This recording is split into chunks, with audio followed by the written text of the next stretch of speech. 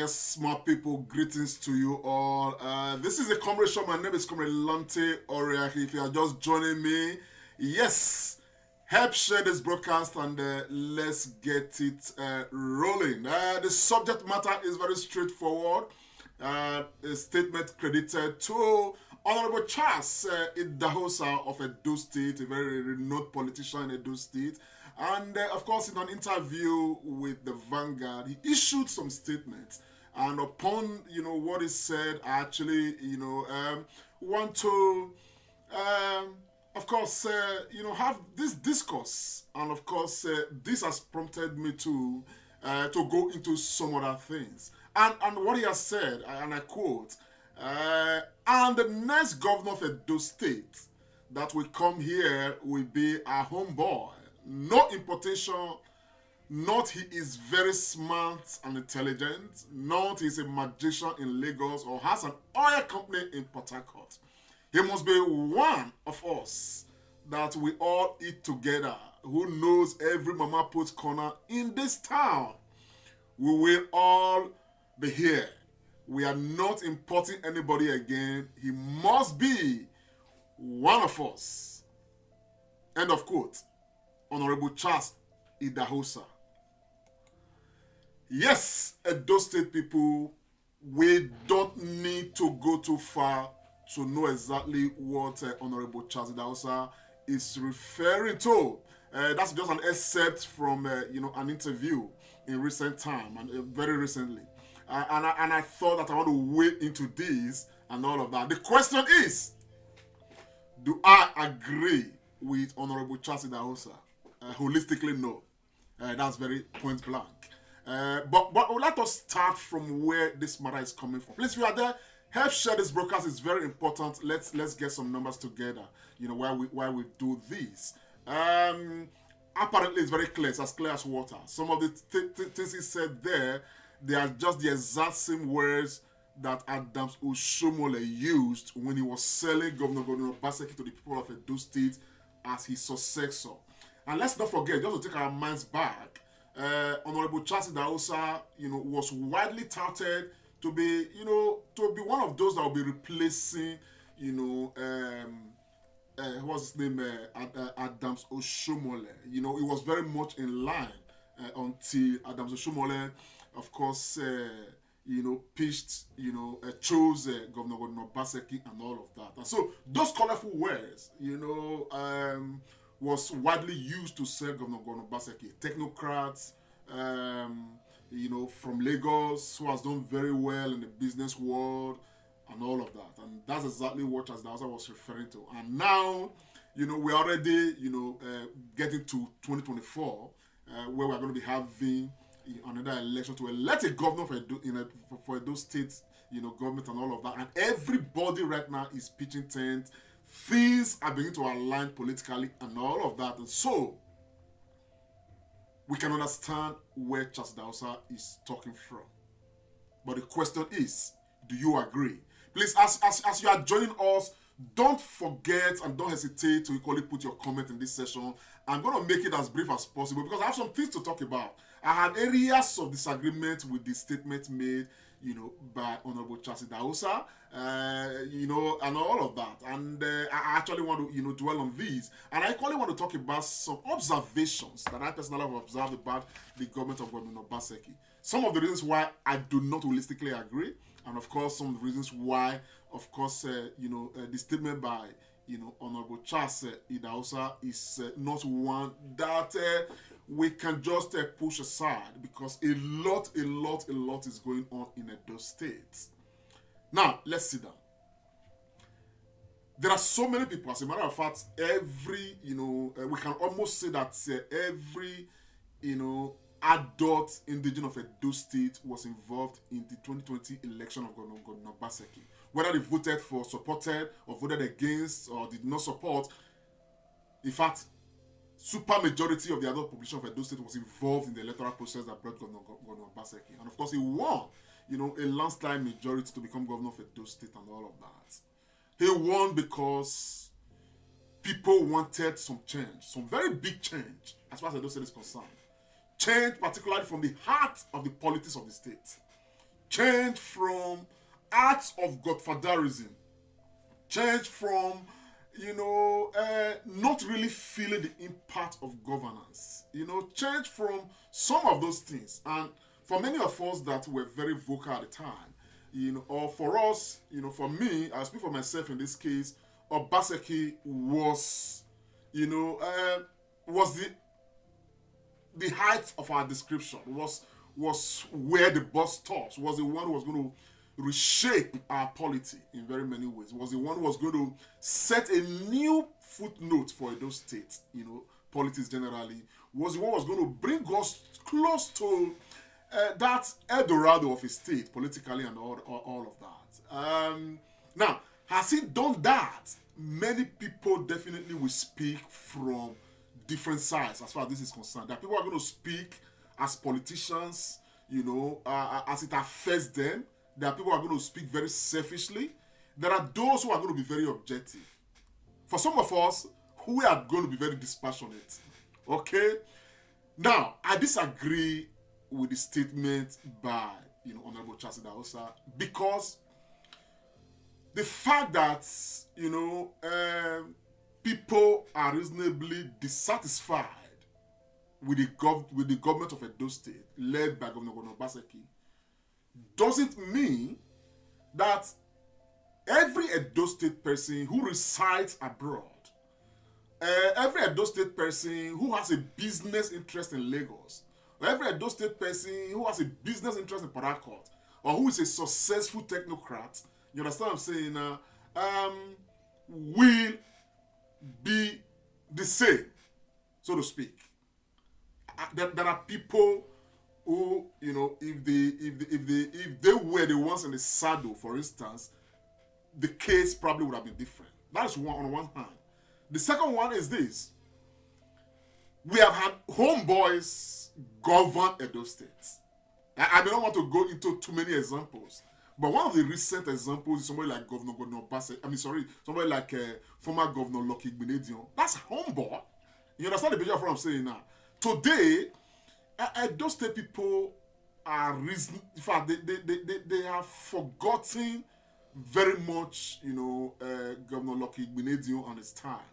They want to forget because what appears, to characterize the government of Governor Lucky Gbinedion was not one that was palatable, was not one that Edo State people, like to talk about. There was nothing really exemplary that is still standing today that people can say, this is what Lucky Gbinedion did for Edo State. This is what, other homeboys, like even Oshomole. You understand the picture of what I'm saying now?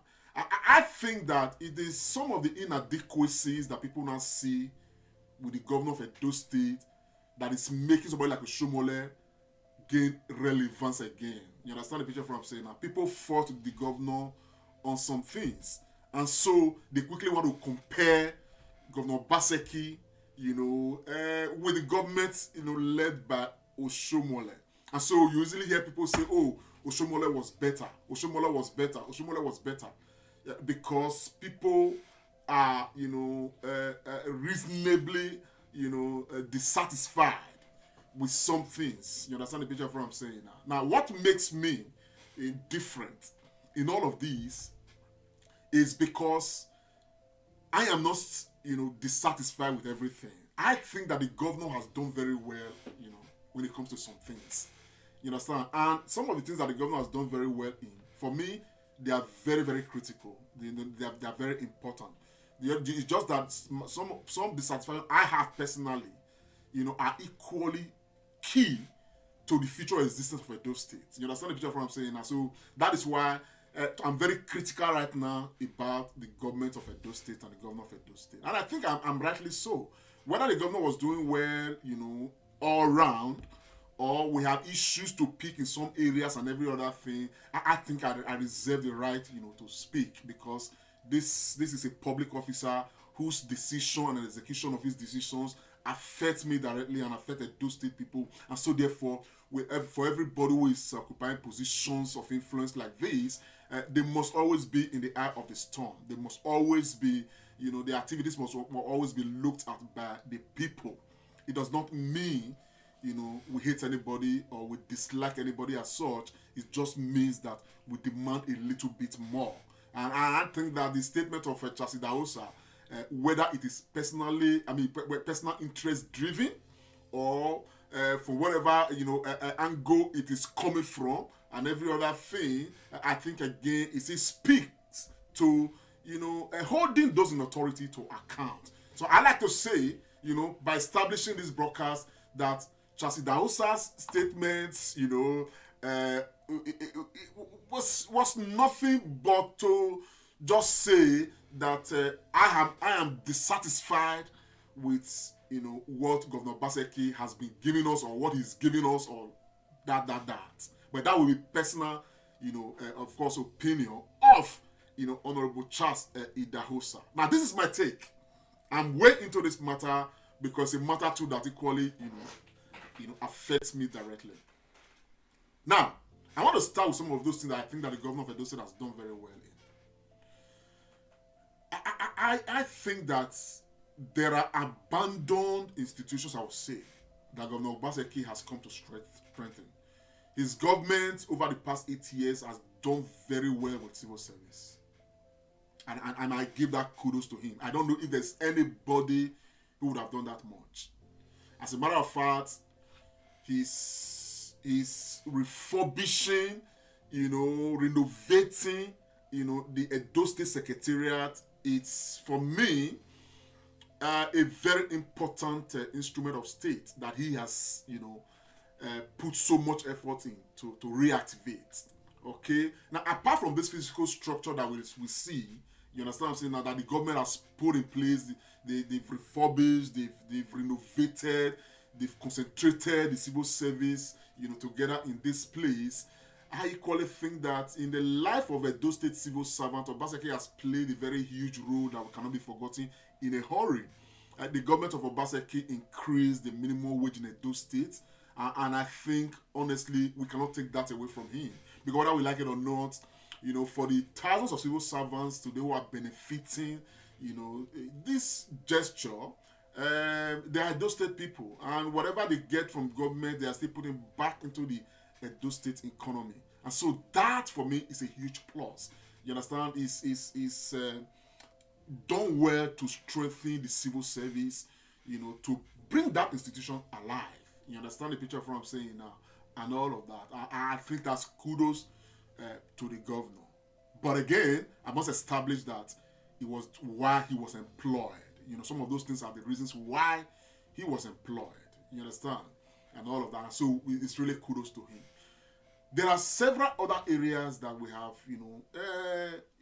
schematics of things that we can talk about. The issue of a thermal power plant, for instance, that is providing, stable electricity to government institutions. Again, it's a laudable idea that some of us saw a long time ago, talked about it a long time ago, and we are very pleased with it. However, the promise of the government to make a thermal power plant distribute, power to, households in Edo State, that, may not have been reasonably met as we expected. But again, government is a process. People will say that government is a continuum. You understand what I'm saying now? So if they don't get that achieved, but it's equally good to say that the Osoma Power Plant is up and running. It's something, of course, favorable that everybody must express some satisfaction in. I do express satisfaction in that. I think those are some of those areas where the governor has done well and all of that. There are a few things here and there that I will mention along the line. However, personally, and I think I speak for a lot of people, you understand what I'm saying, particularly people in our own class, within our own environment, that we encouraged to support the governor, that supported the governor through us, that had personal conviction to support the governor and every other thing. For some of us, for me personally, I think that I have huge issues in recent time, with integrity as far as the government is concerned. And I make both to say it. When I share this broadcast, let it go around. Let make everybody see it. Integrity was one of the things that really put me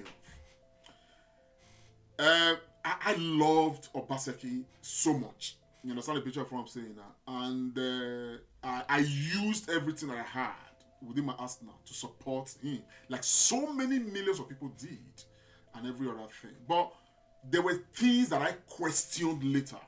Even when the governor was in office for 1 year, nearly so, he had no commissioners. He was running the government by himself with the SSG of Edo State and all of that, and tongues were wagging. We were always here to defend, the governor, to say that he's taking his time to select the best hands and every other thing, and all of that.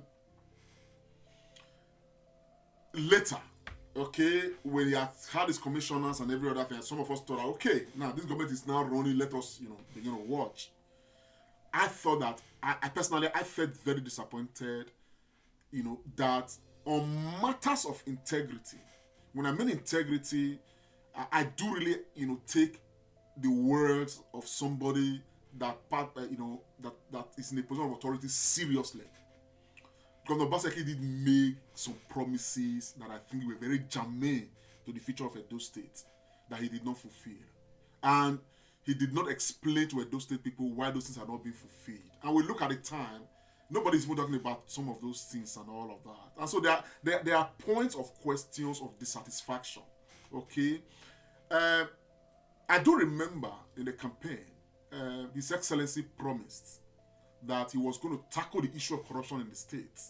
And in fact, he majorly said that he was going to tackle the issue of 30 billion naira spent on the stormwater or water storm project by the Oshomole administration. Now, I thought that was going to be a huge lesson for people that will vote into office. That if that project could be probed, people, are going to be brought to book. You understand what I'm saying now? And some of us, we campaigned with that was going to happen because he promised that was going to happen. But till today, since 2020, there's been no word said about that. Increasingly, there's another thing too that touched me, and very many Edo State people in the diaspora. And I'm saying this right now, but people may not understand. Time and again, publicly and privately, the governor saw a huge need for us in Edo State to have a diaspora agency or a diaspora commission. And he promised that I was going to have that agency. And based on his promise, there were people in the diaspora, lots of people in the diaspora. For me, I actually wanted Edo State to run and run, in fact, to be the best as far as Nigeria is concerned. Edo State to be exemplary. And my thinking was that Obaseki was going to put Edo State on that exemplary line.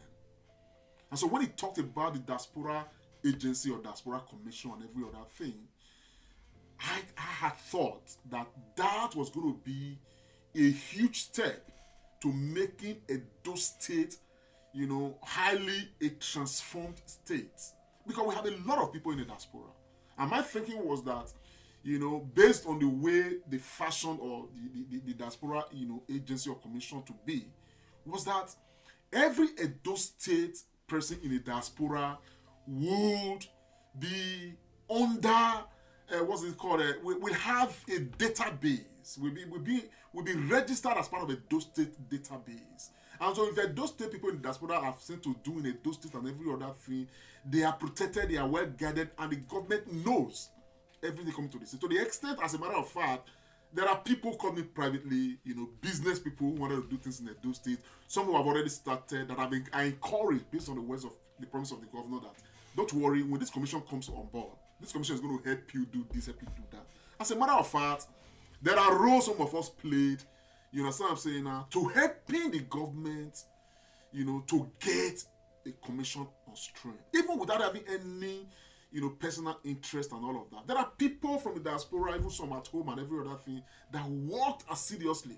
We were all involved in the whole package. You understand what I'm saying now? To develop a template for the commission. That template was passed into law by the Edo State House of Assembly. Okay, only waiting for the governor to assent. I think he did assent. Only waiting for the governor to just give the word to say, man, let this commission start flying, so that every Edo State people. But look at, for those of us in the diaspora right now, you know, there was a day I was having this conversation with somebody. Just look at us right now, okay? For those in diaspora, this one is to you. Look at us right now. Edo State people in the diaspora, we are, with all due respect, we are not harnessed, so to speak. We are not harnessed. We are not. Everybody's just on his own. So people try to have some associations here and there. Edo community, Edo this, Edo that, Edo that. There isn't that harmony, so to speak. You know, some of us thought that when they have the Edo State, you know, what's it called, agency, that agency will be able to harmonize all Edo State people. Whether you are in Italy, you are in America, you are in Spain, you are in, you know, Belgium, you are in Japan, you have this, you have that. There will be that string of connection, like one big Edo diaspora family, okay, where everybody can easily connect. Okay, where, you know, when something is coming from the top, we easily just have that chain that we sprinkle that thing down to the very bottom, because everybody is stringed, you know, to it and all of that. That was the idea, like one big, huge, ginormous association, okay, giving legality to by the state that everybody keys into. That when you come into the diaspora, you understand, as an Edo State indigene, you just plug yourself to that, you know, agency, which means that life will be easier for you wherever you are across this world, because at the end of the day, your matter will be everybody's business, and everybody's business will be your own matter as well. That was how it was conceived. You are a business person, God has blessed you, you've made some money, you want to go and have some investments in Edo State. You have not been there in a long time. You have this commission to just, or this agency to just, you know, like, you know, tap on, get the necessary information and all of that. The commission liaises with the government of the ground in Edo State, help to facilitate that enabling environment where your own investments, you know, or whatever you're coming to do in Edo State, that we employ one, employ two, employ three people, will, you know, be conducive. You understand? And you will be happy. You will pay your tax, you know, adequately to the coffers of the state, and people will be employed, you know, under that establishment, and you will not be afraid because you are protected, you know, by the apparatus of state and all of that, and the agency will look after you, look after the interest of the state, and Edo State will grow, you know, to that. For whatever reason, after the whole blueprint had been laid, for 2 months to 3 months, men, fathers, mothers, there were a couple of, 1 or 2 women there, worked tirelessly in the steering committee. Every day meeting. And like every other day, even meeting directly with the governor to look at what is being done. Free of charge. They were not paid a dime. Nobody was paid a dime. Worked so hard to bring out that document that went to the State House of Assembly and was passed into law. And for whatever reason that was today has not been explained, His Excellency kept that document in his office.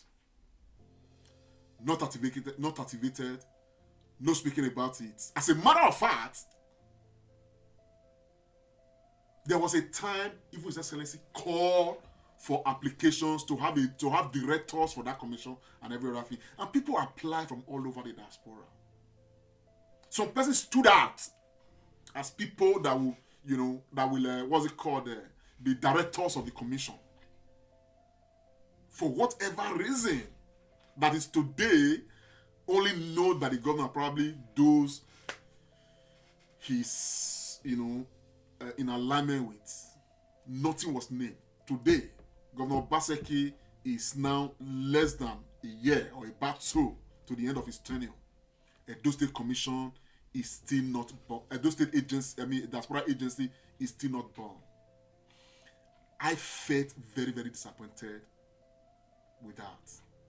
Very, very. The reason is not because of anything, not because of the work done that I am aware of, that I am part of. Not because of that, but because I had a governor that I trusted so much, who gave his word publicly and privately. For whatever reason, he reneged. That made me a bit critical. And I equally do remember, even when I spoke earlier, that for nearly a year, His Excellency did not have commissioners and every other thing. You understand what I'm saying? I mean, I respect the office, elected offices, very, very much. You understand? And I think that because that's what I grew up knowing, particularly in the diaspora. Like I've often said that I've lived much of the last 30 years, in the diaspora. When a government says that we want to do this, and this is the time frame for it, this is when this is going to come live on stream, believe me, you don't have any reason to doubt. I mean, it's just like in the UK right now, there's this fast rail, a train that the federal government of, the British government is working on right now. They've given a date when the thing is going to start working. Nobody's expecting anything short of that. People are preparing for that day already. So the government cannot in any way say they fail. Now, even if that day is to fail, they explain to the public reasonably to say this thing we had planned, though I've not really seen that much of such a thing, it's not going to work the way we planned it. This is how they carry the people along, so that people, they continue to be part and parcel of government. Governor Obaseki, before appointing his commissioners, promised those people on 3 different occasions that by so and so months, my commissioners will be in place. And nothing happened, and we just kept on defending, even though he did not come to explain really to the people, and he did it in his own time, when he felt it was, you understand what I'm saying now, without really looking at how much, what's it called, mental investment people have put into the ways of the government, which should be policy. So the issue of integrity was, I mean, it's not the first time. Even apart from this diaspora agency, there are so many other things that His Excellency has promised to say, I'm going to do this, and they just renege. And it's just like business as usual. I mean, I grew up in an environment where I don't take such things lightly, because when you promise something, you understand what I'm saying? In fact, I rely on it, and if the things have to change, I actually expect that, people get to know this thing is changed. It's no longer the way it was said. But there are so many things that we can count, promised by His Excellency, that are not done. Now, there are so many other things. The modular refinery, talked about, flattered in the election, every other, through the electoral process and every other thing. Personally, I don't know. I have no information if that modular refinery is now working in the interest of those state people or not. What's it called? Ekenwan Road has been under. I mean, road issue is a matter that is coming and going. Today is the federal road discussion. Tomorrow is the state road discussion. This, that, and so many of these things. You understand? It's not going away. You understand the picture of what I'm saying? I don't think it should be so. Ekenwan Road, for example, I think it's beyond forever. It's beyond forever. Some of us had huge hopes that we are going to have gele support. So we promised. But 1 year to the end of the administration of Governor Obaseki, we don't need a suit here to tell us right now that we are not going to have gele support under this administration. And people now question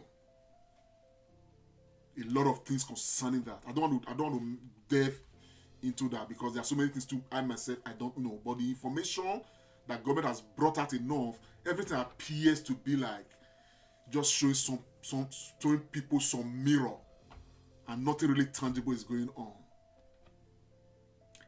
Edo Best was something that,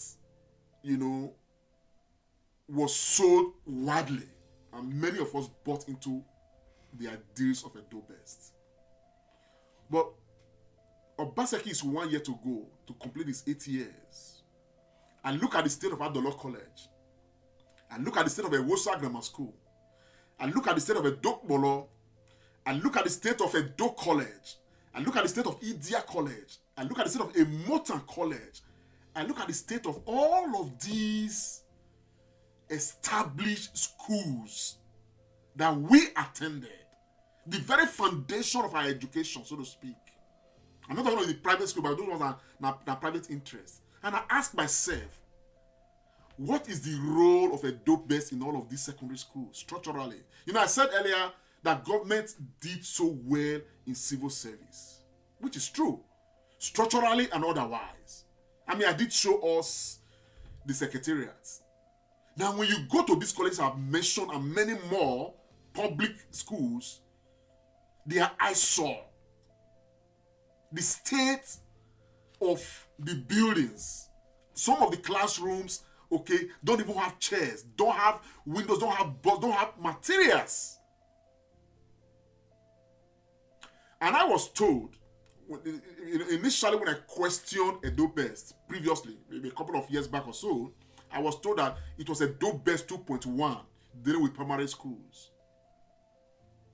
Even at that, credit to them that there are some primary schools, a few primary schools that you could see the impact. But the few primary schools does not reflect even on all of the primary schools. So I was not told that they had not come into Edo Best 2.0, which was going to be dealing with secondary schools. Now, what Edo Best has done in Edo State secondary schools, honestly, it remains to be seen.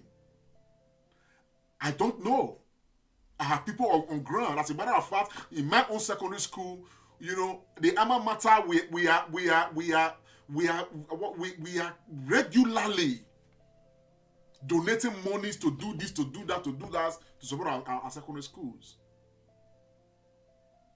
Regularly.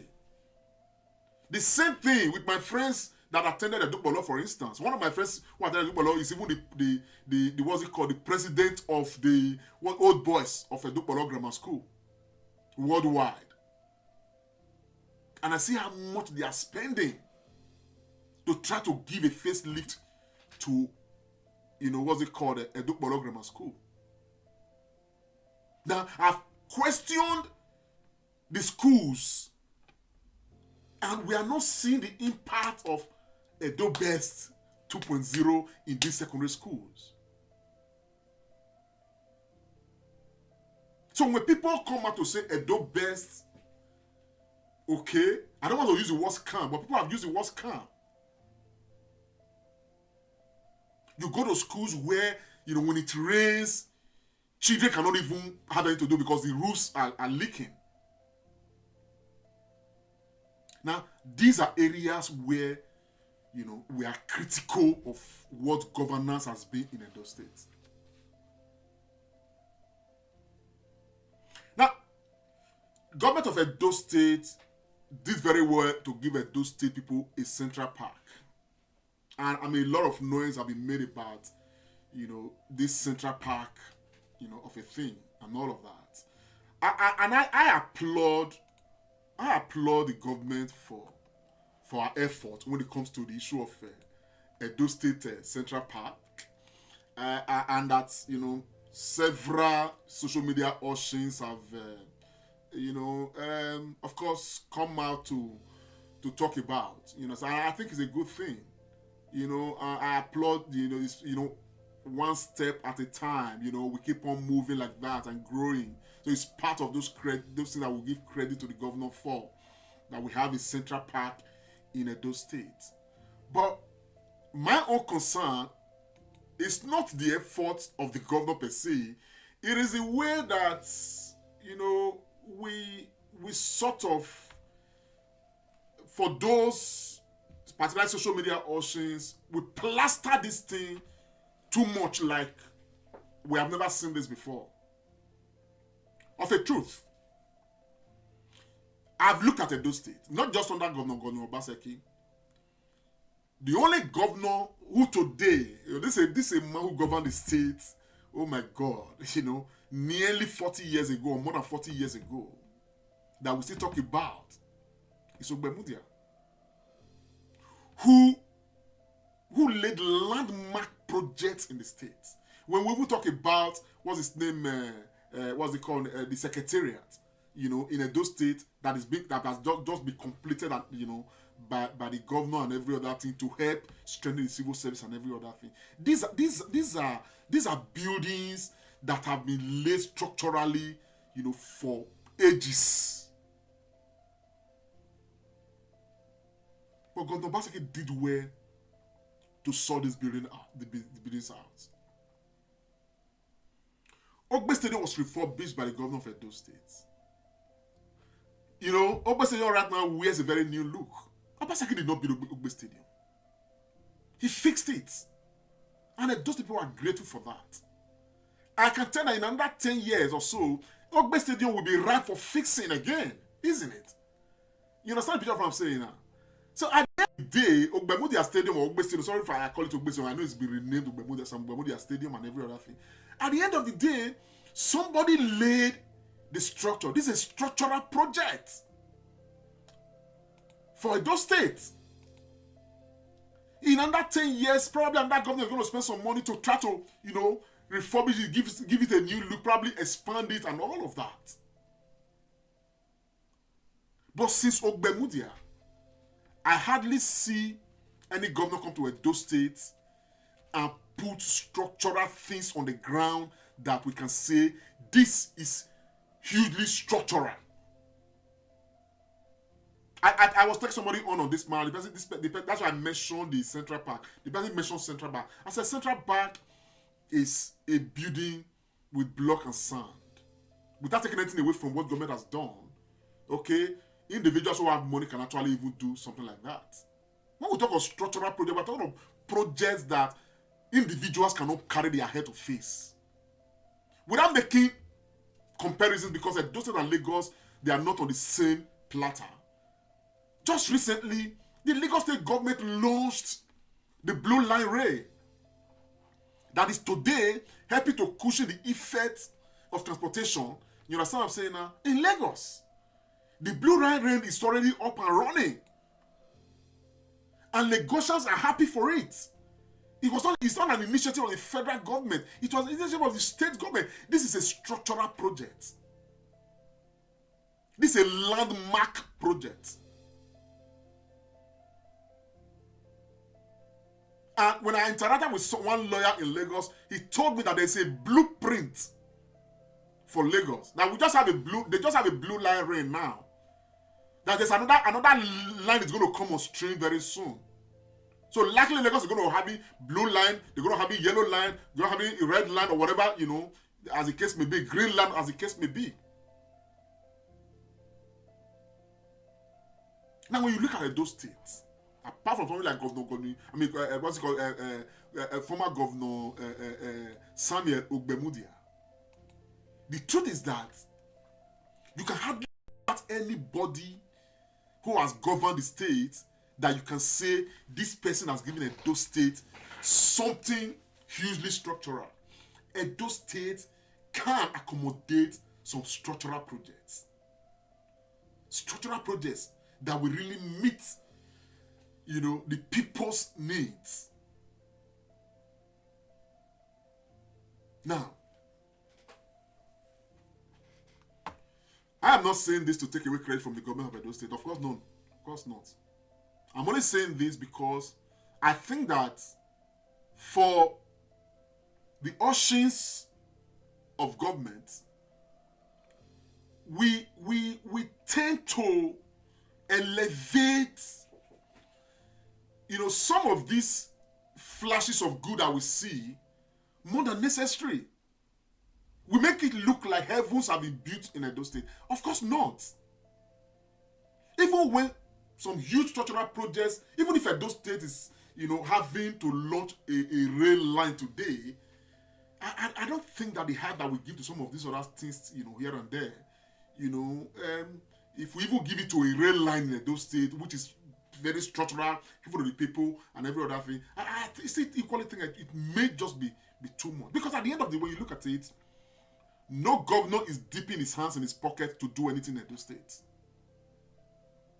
Every governor elected in Edo State is elected to come and manage our resources for Edo State people. In the past couple of years, we see flashes of roads being asphalted, being tarred, being worked on. And today, those who have gone around to show us some of those roads, they are no longer going to tell us that many of those roads have gone bad. And the truth is that many of them have gone bad.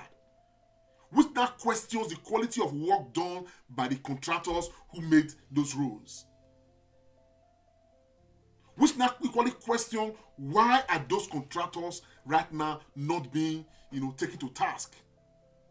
That after a couple of years or even less than some cases, some of those roads that we were shown have been done, they've gone bad. Which usually put question mark on many other state roads. Today, there's a huge clamor that roads are bad in Edo State.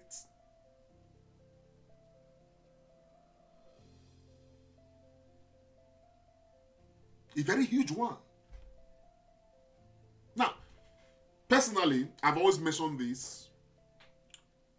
I am not somebody, I think I understand governance enough that I try to avoid using road as a yardstick to judge, a government.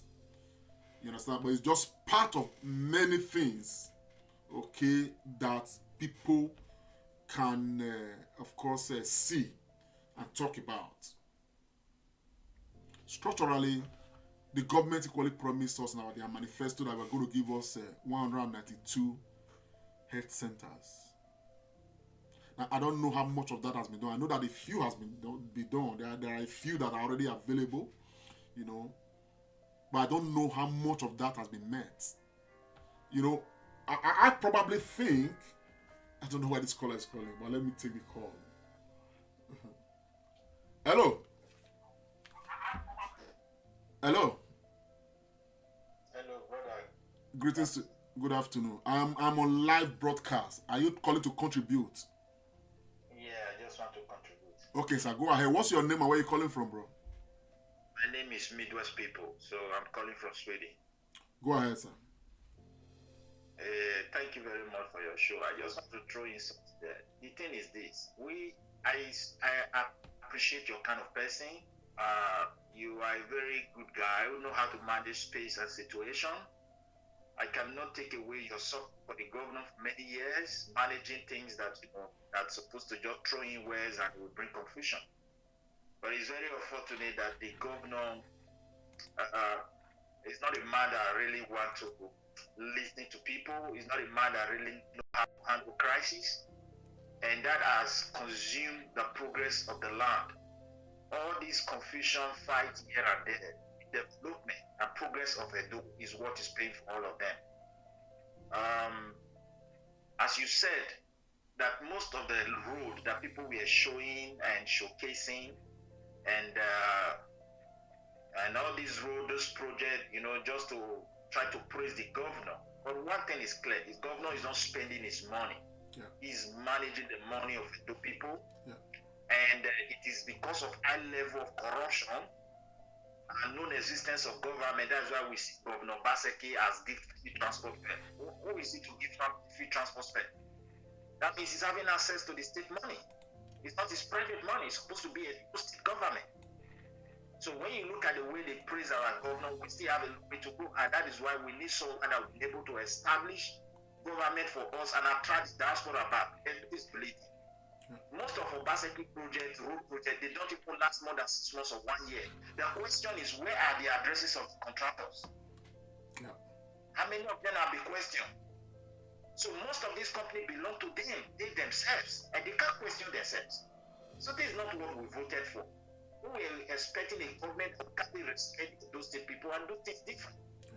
Even if it's building anything, it's not building it under, it's not building it in a different way.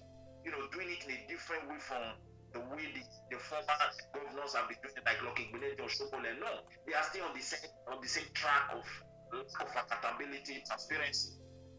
So I just thank you, my brother, because you're kind of person, you have never criticized this governor thing, recently way, even when it comes to traditional issues and all those kind of things, the way a lot of confusion here and there, at the end of it all, is still the progress of the land. If peradventure there is a heavy crisis, that is still going to pay for it. It's the progress.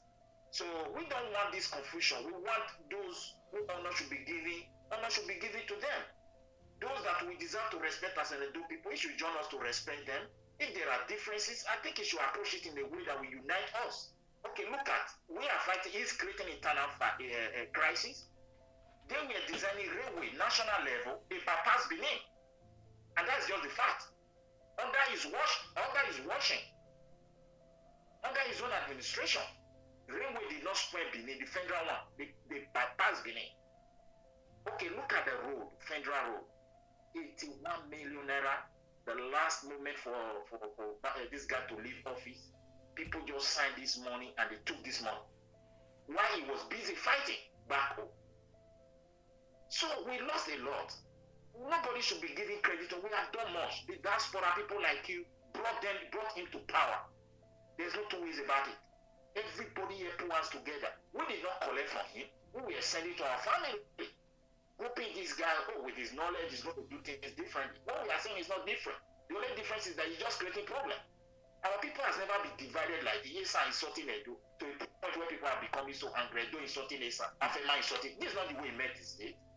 I think he had to change his way of doing things. It's not too late. We love him. We brought him there. We want him to succeed. And I think you also want him to succeed. All these contractors, they should arrest them. You can't do road for 6 months. Yeah. It's our money we are spending. Yeah. You should arrest them. If it's not power, then prove it. Look at Gelegele. We are ashamed of Gelegele Road. The Kenya Road, I mean to say. Yeah.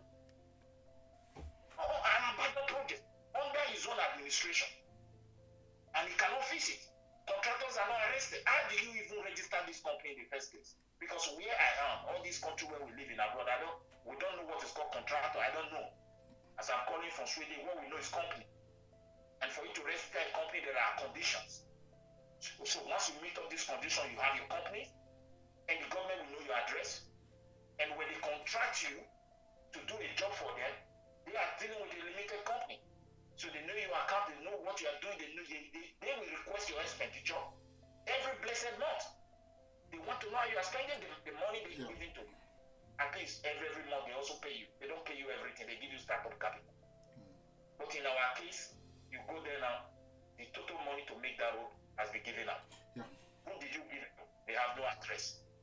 So there's nothing to clap for. And people who say that we are not seeing the good thing is doing.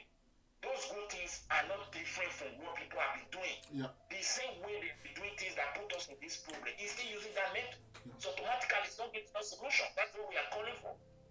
Thank you very much. Thank you. They use this to siphon our money. And now he's also doing the same thing because there's no accountability, there's no transparency. This company should have address, you arrest them, let it do it different. I say, come, you did this project. Why should the entire road last for 4 months? Like my own mother street, they did it, it lasts only 3 months. The whole quota is gone. And people erosion everywhere. What's the name of that street, sir? If you can share. I don't have to describe myself down to my house again. I understand. I understand. I understand. Thank you very much. Thanks for calling, bro. Thank you so much. Yeah. Anyways, so I'm glad at one part where he mentioned his own mother's area, so it doesn't look like we are bringing out fictitious figures and all of that. Well, I thank the last caller. I mean, he did of course give bite to some of the things I've been saying, really. So now zeroing down, so when we talk about this Edo Central Park I'm glad, we have that in place, and all of that. I think that we cannot overly praise Governor Obaseki for building a Edo Central Park, or for some other buildings with block and cement that, like this scholar said, is what some other governors have been doing, and all of that. So, and I had already established firmly that today Oshomole is gaining relevance because people are largely dissatisfied with the governor of Edo State. Now, I want to zero into something very important. Please, if you are there, share this, but it's very important. It's part of the reason why I said, let me just do this thing at this time. Okay? I picked this from the governor's, official Facebook handle. I don't know when he had granted this interview to this day, but this was the caption. It was captioned, Governor Obaseki, our politics must work for the next generation. Our politics must work for the next generation. I saw this on the governor's official handle. I don't know when this took place, but it got me thinking. And if there's any reason today why I am most critical of Governor Obaseki, it is this. It is this. And many of you may ask why. I think that under Governor Obaseki, there is so much talk and less work. So much talk, and in some areas, no work at all. So much work, so much talk. Every day, what we hear is, something very futuristic that you can't even, you can't even verify how authentic they are. We just signed a bilateral agreement with this, whether bilateral or whatever, a cooperation agreement with this German company to help us do this and do that for this years and this years. So many things like that. But when I saw this, our policy must work for the next generation. I pondered and I asked myself, what generation are we talking about? Those two people, I asked what generation are we talking about? Because when I looked at the last election that took place at the level of Edo State, local government elections, and I asked myself, is this the politics that the government is referring to that is working or that will work for our next generation? It came to light after the election, the very shambolic election midwifed by the state government under Governor Obaseki's watch, that he even went on television, went to church to give thanksgiving for, because it was peaceful. Election where people were strangulated by way of denying them their franchise, by way of ensuring that voting materials did not get to voting centers, by way of ensuring that there were no personnel. I had somebody, even in this election, who in his own voting center, election was supposed to commence, 8 o'clock in the morning and finish at about 2 or 3 o'clock in the afternoon. By 1 o'clock, no materials, no personnel. Now, because he knew somebody in the NSEC, how they call it, those state independent electoral commission, one of the hierarchy members there, he rang the person, what is happening in my own polling unit? No materials, no personnel. And the man said, we are just trying to recruit some personnel now. We know that we are short of personnel. On election day, it's on record. At the appropriate time, he's going to present that, to the authorities. At the appropriate time. On record. On election day. But it came to light. It came to light that Edo State local government elections, the result of that election was written on Thursday for an election that was to take place on Saturday.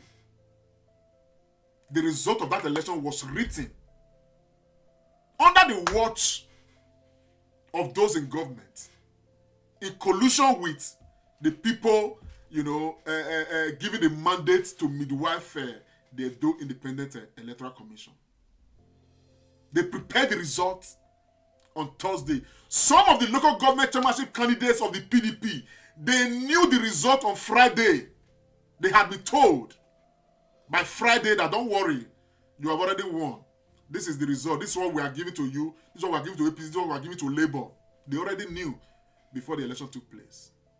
And yet, I see this, and His Excellency is saying our politics must work for the next generation. In what way is this working for the next generation? In what way? And the only reason why they did the local government election right now, the way they did it, was to ensure that they have, the PDP under Governor Obaseki, they have all the, these guys that they will use as delegates to produce the next governor of Edo State. At least to produce the candidate of Obaseki's choice to represent PDP in the next governorship election. And that is why, out of 18 local governments in Edo State, the PDP under Governor Obaseki have the 18/18. Out of the 192 councillors that we have in Edo State, it's all PDP. To that extent, it has never happened before in this country. In Edo State. It has never happened before in Edo State. 18/18 local government chairmen, 192/192 councillors. Is it 192? I think it's 192 councillors for the PDP. Now, for whoever the governor is going to be presenting to be candidate of PDP in the next election, it's all driven to personal interest. Exactly what we fought against in 2020 to ensure that we support this governor. And many of us, like I personally, believe that Obaseki will be exemplary. He will allow our elections reflect the will of Edo State people, just the way we fought hard to make 2020 election reflect the will of Edo State people. Today, Governor Obaseki is now standing as the undisputed godfather of Edo State politics, particularly PDP. He has of the House of Assembly. You saw in recent time when he had issues with the deputy governor of Edo State, he explained in his words that he wanted his choice for the speaker of the House of Assembly. Why would he have present somebody to be speaker of House of Assembly? His deputy will be presenting another one. I've talked about that as a huge indictment that people did not see. But ordinarily, the executive governor of Edo State should have no business deciding who becomes the speaker of Edo State. But the truth of the matter is that these guys in the House of Assembly, they were selected by the governor. So there's no way these people will be loyal to Edo State people. They will all be loyal to the governor of Edo State. Now they have selected, local government chairmen, selected councillors, all of whom know that their selection was done by the state government under the watch of Governor Obaseki. And so therefore their loyalty is not to their local government, it's to the governor of Edo State.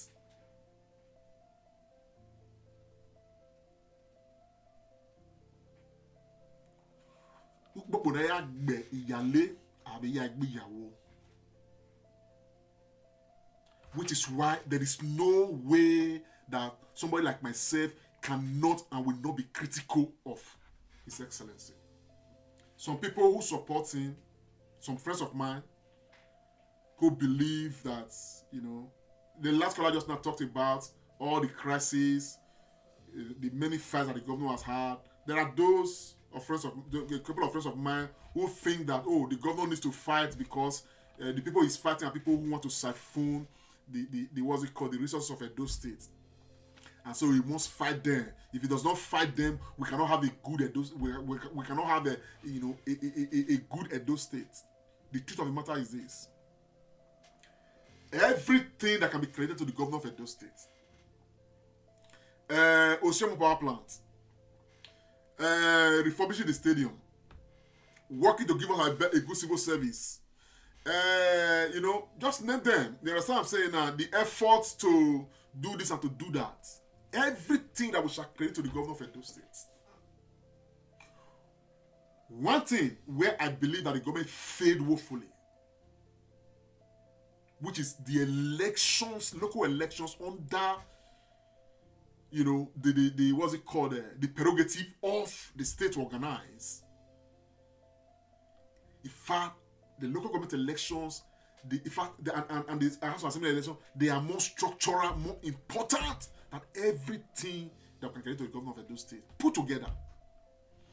Because these local elections, they guarantee the future of the state. They guarantee, democracy in the state. They guarantee participation in democracy in the state. Now, when you kill it by selecting because you are governor to satisfy your own personal interest, you killed the very essence of the people. That is why it is so annoying to me. And that is why I cannot afford but to be critical of this. I don't live in Edo State. We are alive today.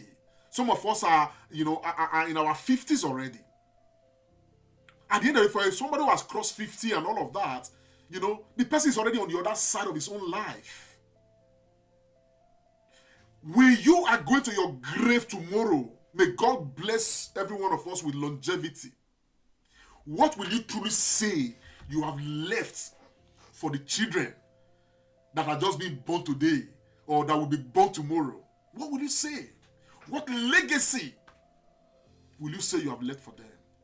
Anybody whose God gave the privilege to be a governor, local government chairman, or any of these elective offices to represent the people who will not do the right things, honestly, you will go to your grave a guilty person.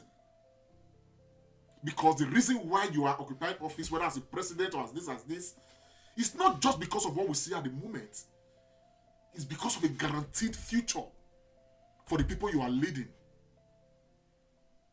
And honestly, for Edo State today, we don't have a guaranteed future. Looking at the local government elections, organized by Edo State government, the House of Assembly elections, and all of that, honestly, we have put the future of the state in peril. Just the same way, INEC at the federal level and APC at the federal level equally put the future of Nigeria in peril. I come to think of it. All this one that you see government, those in government, the governor, in this case, the governor of Edo State, they are all spending money to change the impression of the people, to steal the elections of the people. All this is what they are doing. To be honest with you, any government who truly does very well, the people will know. And that government will not need any extra effort to canvass for her preferred candidates for them to win. Because the work of the government will speak for the government. They will not need any social media ushering or urchins to be making us, creating a make-believe out of what is on the ground. The governor of Edo State in recent time, since on the 11th, rolled out some buses, organized a free transport service for Edo State people, which is laudable. But the truth of the matter is this.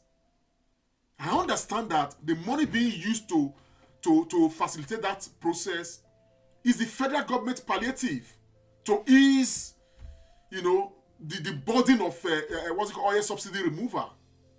So some billions have been disbursed and given to states to manage on behalf of the people. And yet, some people are out there clapping, making the matter look larger than life. Making the matter look larger than life. And I've said earlier that whatever government is dispensing for the interest of the people of Edo State, it's not their personal money. It's the money of Edo State people. As a matter of fact, we are even concerned how these monies are being expended. What are they being spent on? Never in the history of Edo State have we had this an area where the governor has done well. When it comes to IGR, internally generated revenue, there is no government in the history of Edo State that has collected more money than Governor Obaseki. As a matter of fact, the last time they gave a report, Edo State had already crossed 4.4 billion naira in IGR, internally generated revenue. 4.5 billion. Oshomole never got up to 3 billion in IGR. So from the last time till now, it's very probable that this same government is probably now, though I don't have any official figure, probably not, but just by own estimation based on the way the thing has progressed, probably not collecting over 5 billion IGR. And we have lots of money we are collecting too for a federal allocation. We have lots of money we are collecting from derivation. So we have lots of money too that we are collecting from other means, as it were. So when you put all of these things together, you now ask yourself, what is government really doing that is commensurate with what we are getting? And yet, nobody's giving us any report to say this is the state of finance of Edo State. Rather, what we get is that Edo State is even more indebted now than before.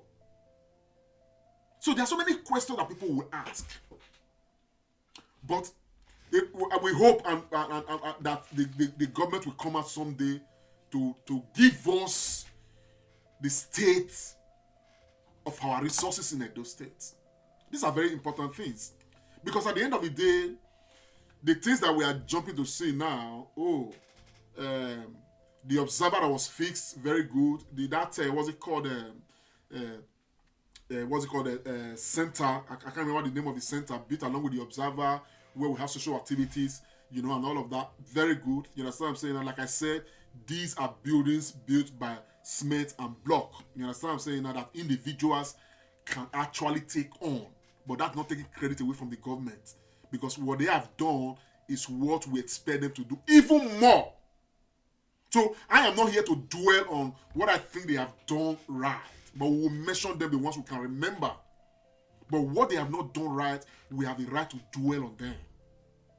Because there is still time for some things to be done. For some things to be done. And so, I come back again. When Charles Idahosa submitted and said they do not want, any governor that will come from overseas, but they want our homeboy as governor. I put it out there. You can see, they want our homeboy as governor and every other thing. Some of these things I'm talking about right now are probably some of the things that, Honorable Charles Idahosa, was referring to. But I do disagree with him. And I've established that the fact that you may be dissatisfied with Governor Obaseki, I put it directly, doesn't mean that we don't have people who are not necessarily whole boys as you describe, knowing all Mama put in Edo State, who will not do reasonably well. On a final note, and I'm going to end on this note now, because this one is just a part one series of my critical analysis of the government of Edo State. This was just a part one. I'll come to part two, another time soon. Okay, but I will establish to say that this statement put out by His Excellency to say that our policies must work for the next generation, he has not exemplified that. He has not at all. He has not exemplified it in our elections. I challenge him to that. Governor Obaseki has not exemplified this, and so these are just mere words, and he knows that they mean nothing. They mean nothing because there is no examples that we can cite.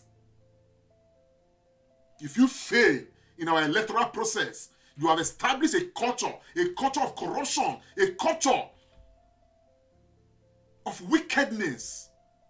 Pardon my having to go to this, go this far, because there is nothing more wicked than to steal the people's mandate, than to disenfranchise the people.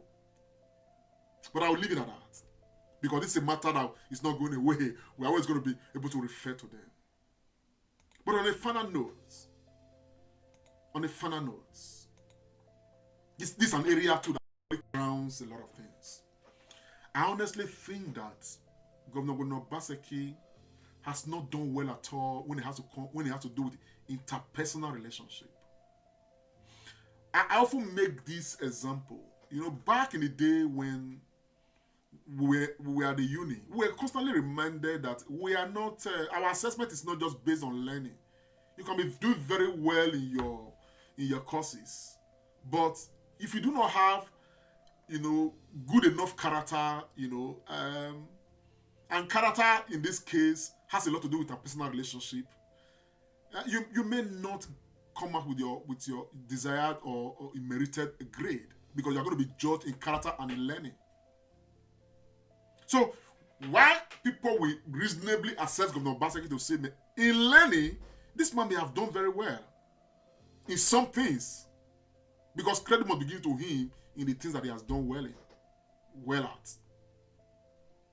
But in character,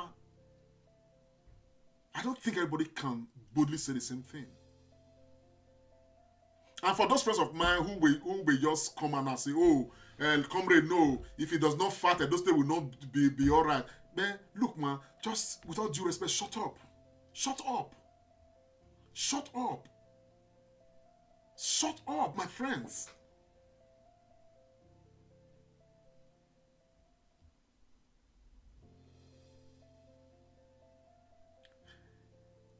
Every fight is not necessary.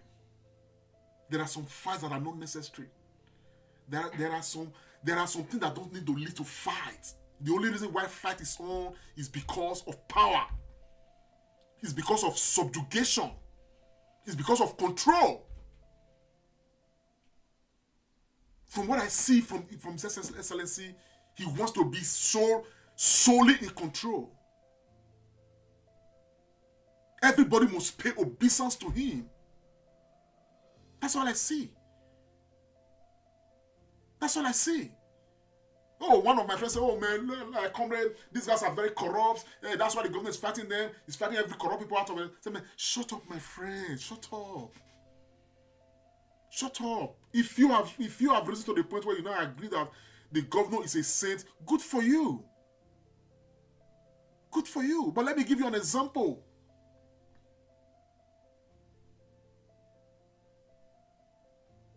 It is not individuals in government that change people. It is a system that changes people. I knew one man, a very notorious man, back in Nigeria. As a matter of fact, he was an alleged, thief, robber, if you may. Before I left Nigeria many years ago, he was in prison. But when I was in Spain, I ran into him once. And in fact, it was somebody that, in fact, he was scary even when he was in Nigeria in those days. We don't, my brother would call him. You don't dare look at him. If they come, everybody go run enter her. He was that notorious. I ran into him in Spain. I still had that scare, like, wow, what's this guy? And I contacted one of my cousins. I mean, look at this. My cousin here, he's aware this guy's around. He came in through, he escaped, I don't know what the story is like, it's a very clumsy story, but he escaped and came to Spain. And my thing was that, is this guy going to start that notorious behavior in Spain? But Spain has a system. Within a week, 2 weeks, 3 weeks, 4 weeks, this guy was waking up probably 4 o'clock in the morning to join 5 o'clock train to go to work. He started leading a life like everybody does in Spain. There was no room for humilizing. There was no room for maybe trying to go and rob people the way they probably did when they were in Nigeria. You know why? Because there was a system in place. And so, before I left Spain, he was already leading what you would call a responsible life. Because if you don't work, you don't go chop. That's the system in place.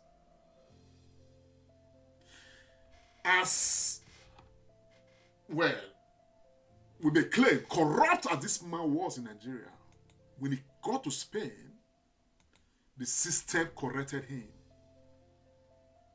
And so what I expected Governor Obaseki to do, because at the end of the day, Obaseki is a politician like every one of them are. And by the way that we know Nigerian politics, there is none of them that is not corrupt. They are all corrupt, including Governor Obaseki. At least we cannot say that. But what someone first probably expected was that Obaseki was going to set a new template. And that template will work to fix the system. That everybody will fit into the operating system. So Obaseki wouldn't really need to have any personal issue with anybody. If anybody's having an issue, the person will have issue with the system. No personal issues.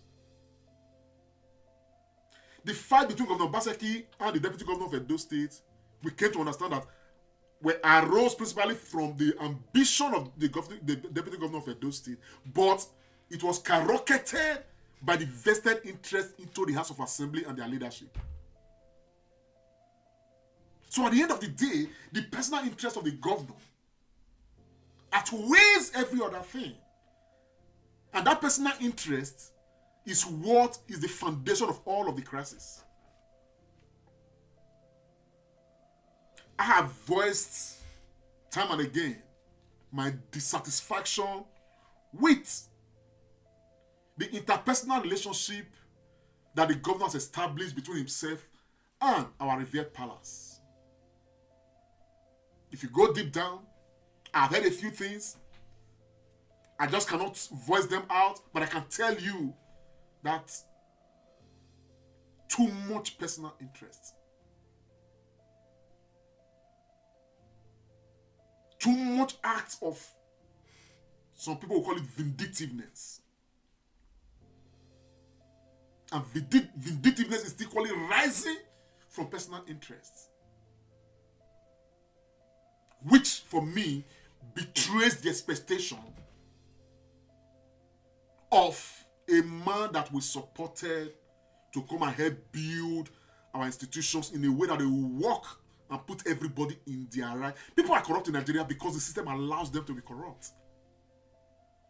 And so for corruption to stop in Nigeria, we need people in government that will stand by a proper system. So if people have issues, it will not be personal between the governor and anybody, but it will become because the people could not cope with what the system says. The fight with Danobi, for instance, is not a system fight. It's a personal interest fight. They've talked about it. This one says that I am the leader of the party. I am the leader of the party. Nobody's looking at how the system, affects all of us together at the same way, the same level. That's what the problem is. So when you come out and tell me that, oh, these people are corrupt, he's not corrupt, he's trying to fight corrupt people, my brother, shut up. My sister, shut up. And just sit down and ponder. Because many of us are still part of that gullible environment that all of us came in. At the time I thought that, man, this man argued that this man was not a politician. And I liked him because he was not a politician. But he has proven to me that he's more a politician than even those that initially I thought were that initially we all see as his adversaries. System. And I think that this government has not done well to give us a healthy system that will be the baseline upon which everybody is judged.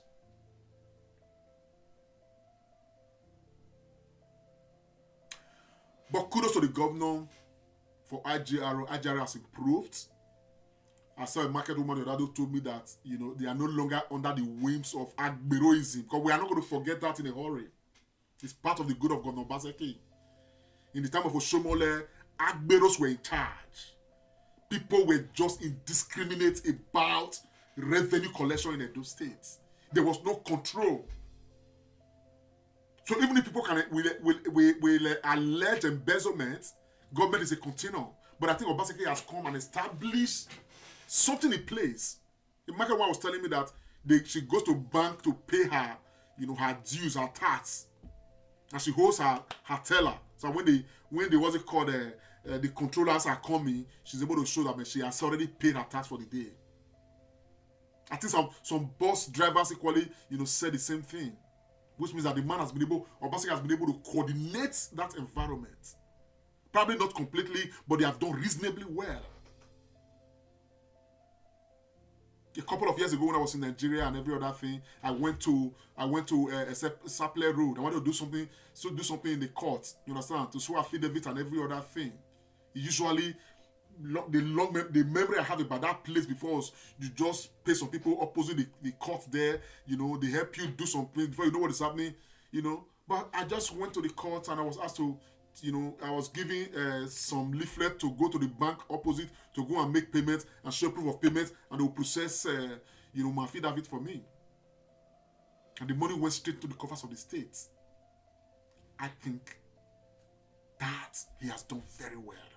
Because the menace that Agberoezi was causing in those states under Oshomole was just something that I thought we were never going to come out of. That again for me is kudos to the government of Edo State. So the issue of what the money is being used for becomes another subject matter. But having to make sure that we have a near effective arrangement in place to collect taxes and for Edo State government and revenue and every other thing, we give it to Obaseki. He has done very well in that. Very well. Very well. And I thank him for the College of Agriculture, College of Agric Igworiahi. Yeah. I don't even know what's happening to the School of Nursing, but I want to believe that it's up and running. Good. And these are something that we will credit to the governor of Edo State. Why some of these things that we credit to the governor of Edo State, for me, they're just like, they're not peripheral, but they are not the structural things. The Bible says, seek ye first the kingdom of God and every other thing shall be added unto you. As a governor, there's a kingdom you need to seek for every other thing to grow.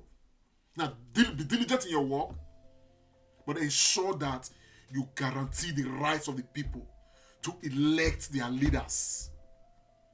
He failed in that, and that is structural. Because that is the future.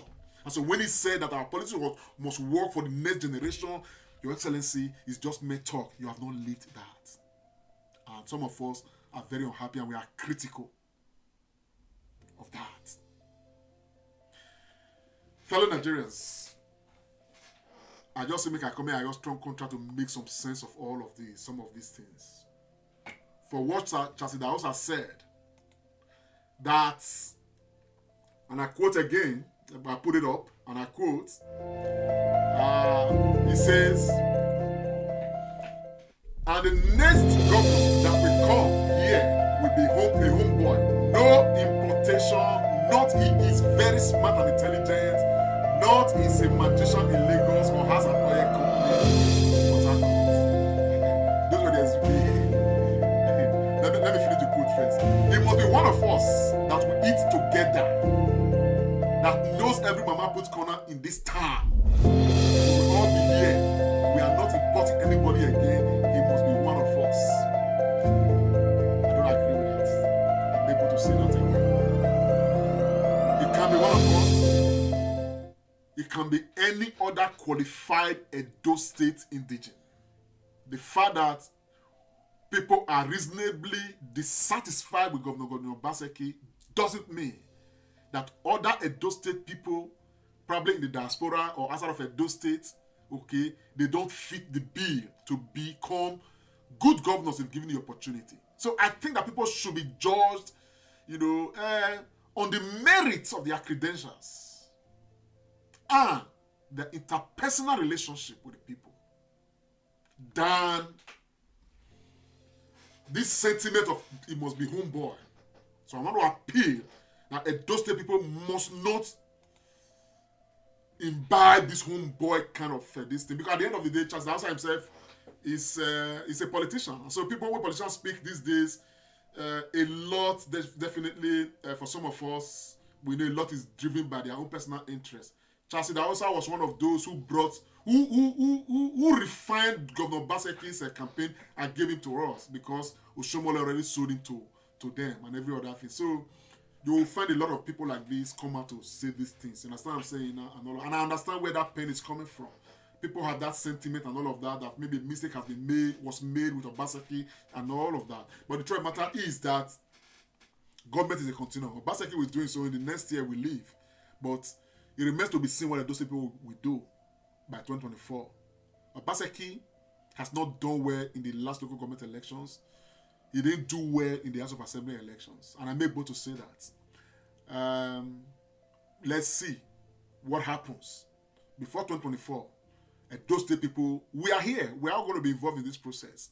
But for me, the next governor has to be determined on the quality and the capacity of his credentials, and importantly, his interpersonal relationship with the people of Edo State. For interpersonal relationship, Obaseki failed to me, he failed woefully. He failed woefully. Woefully. And there is no way now we can praise any aspect of his governance, you understand, and recluse him when they have to do with interpersonal relationship. He failed in that. And if you fail in one, there's no way we can say you are successful. And so it puts a question mark on the ideology of whether the governor is going to finish well or not. However, it is still about 1 year to go. I believe very strongly that a lot can be restored, but a word is enough for the wise. Governor Obaseki can still make his governance most memorable, because it is the dissatisfaction people are having with the governor that is making people right now resurrect Oshomole. As far as I'm concerned, for the things that, some of the things I know about Oshomole that we have come to know, that have come to light, people like that all over Nigeria should be in prison for what he did. After Governor Obaseki, we are going to dig into some of these things, and we equally determine if people like him should equally be in prison, or they should be eulogized and praised for their work. But that remains to be seen. But I think it's complete aberration now for people to start making comparison between Obaseki and Oshomole. Let us give credit to Obaseki for what he has earned, for the credit he has earned, and let us remain critical for where we think he needs to improve on, or where he has erred. I think that would be the right way to go. And again, for the government, giving social media auctions, monies, allegedly to the tune of 20 million, as people are saying, and all of that. I don't know if it is true. I can't independently verify that. To come and be painting things about government and every other thing, good and bad. I don't think it's the right way to go, because people are not buying it. People are not buying it. And for those who may have bought into some of those things right now, at some point, they're just going to realize, and when they turn around, it will even be worse. I think we should remain dispassionate. You understand what I'm saying now? We all supported Governor Obaseki. But today, some of us, are demanding, and we are speaking truth to power, and we are demanding, accountability. We have a right to do so, because our support is not transactional. Not now, not yesterday, it will not be tomorrow. God bless you, Edo State people. God bless Nigeria. And may God bless every one of you. Please share the broadcast. Follow us on our TCS. I have the link there. Just please, because it's a new platform that we have created that will want to be, but this comedy show is largely political discourse, but TCSblog is going to encompass a lot of other things. Follow us on TCSblog as well, if you could. That would be nice. But share this broadcast if you could. I will appreciate that. God bless you all. God bless everyone. Yeah, my name is Comrade Lantic Monsa. I'm signing out. Bye for now. This is the Commerce Show. This is the Commerce Show.